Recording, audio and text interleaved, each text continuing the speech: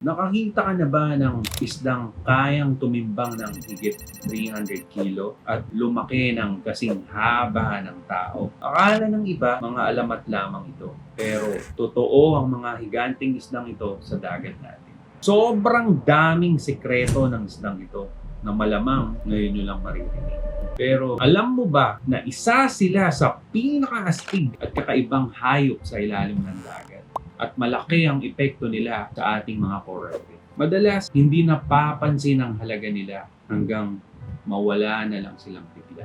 Kayang lumaki ng higit 2.5 meter at tumimbang ng lagpas 300 kilo, tunay na higante ng dagat. Marunong silang magpalit ng kasarian. Karamihan nagsisimula bilang babae, tapos magiging lalaki kapag kailangan na ng leader sa grupo. Ambush predator sila. Kaya nilang sumunggab ng malalaking isda gamit ang biglaang paglanghap ng tubig at prey. Mahaba ang buhay. Umaabot ng 50 taon ang ilan, kaya napakasensitibo nila sa overfishing. Kulay at itsura, nagbabago depende sa paligid. Kaya bihasa sila magtago at mag-camouflage. Kaya tuwing makakakita ka ng lapu-lapu, maaalala mong sila ang mga tahimik na bayani ng dagat. Bantayan at alagaan natin sila dahil malaki ang papel nila bilang balanse sa ating karagatan. For more video like this, follow Jeffwick Diary. I hope you guys enjoy this video. See you next episode. Cheers!